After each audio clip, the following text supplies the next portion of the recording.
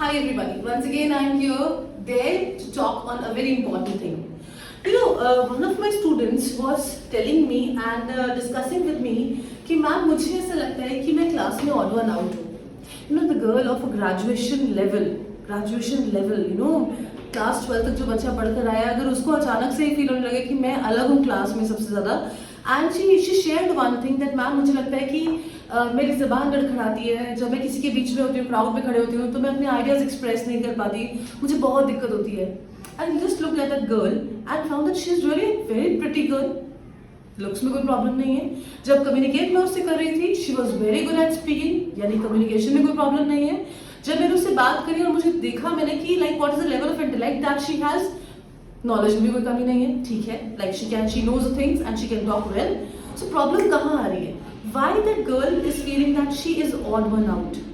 Then I tried to find out क्या ये कहीं superiority complex तो नहीं? But again, no superiority complex, ये तो under confidence दिख रहा था. Confidence कहीं ना कहीं कम हो रहा था. It happens with many of us around everybody of us, कई लोगों के साथ, केवल स्टूडेंट्स ही नहीं, बड़े लोगों के साथ भी ऐसा होता है जब उन्हें लगता है कि एक गैदरिंग के बीच में जब वो खड़े हुए आकर और वो खुद को अपने आप को बहुत अलग सा महसूस कर रहे हैं, बहुत आइसोलेटेड सा फील कर रहे हैं या एक ऑड वन आउट फील कर रहे हैं. क्या वास्तव में हम ऑड वन आउट है? नहीं.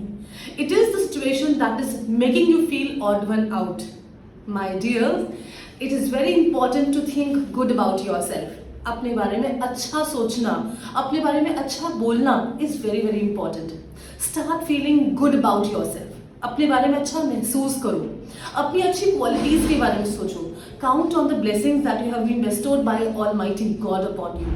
For example, you have got healthy body. आपका स्वस्थ शरीर आपके पास है, जो कितने लोगों के पास नहीं है, जो कई सारी बीमारियों से लोग ग्रसित हैं.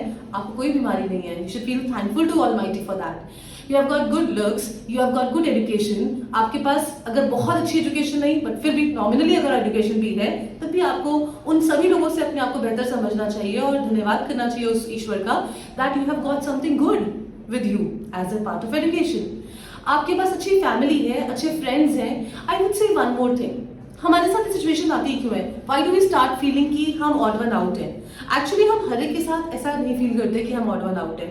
ऑड वन आउट की फीलिंग हम तब ऐसा महसूस करते हैं जब हम ऐसे सर्कल के बीच में हैं, ऐसे लोगों के बीच में हैं जो कहीं ना कहीं हमारी लेग पुलिंग कर रहे हैं, जो those who actually are not at our level either और they do not want to grow themselves.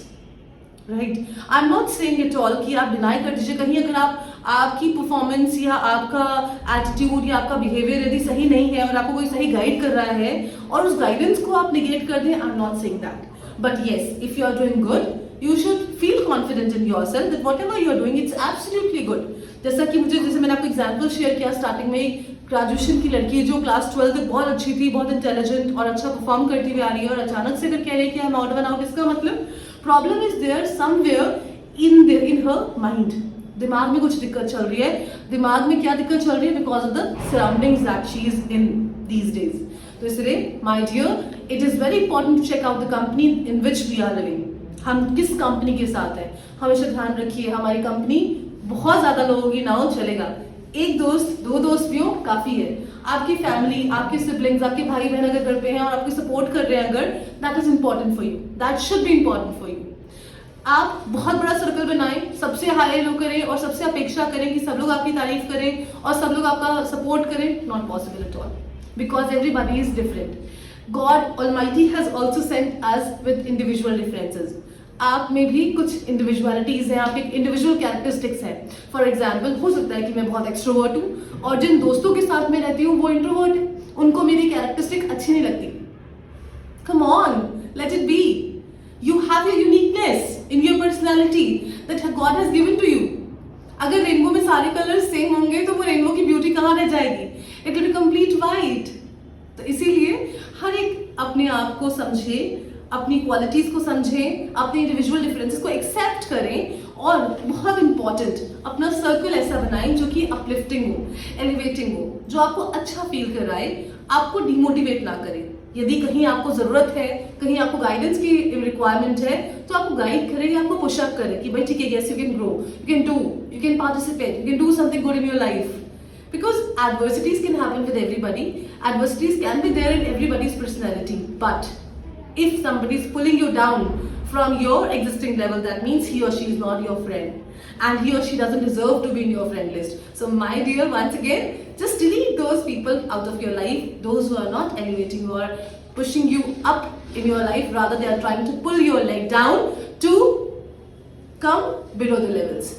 I think that you are of course special, you have your own individual difference, you have your own individuality, your own characteristic, your own beauty that Almighty has given to you. You should be thankful to that. Count your blessings.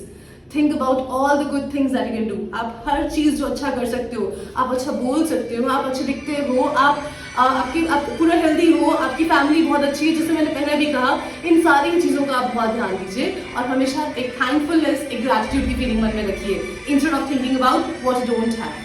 That's all for today's talk. Thank you.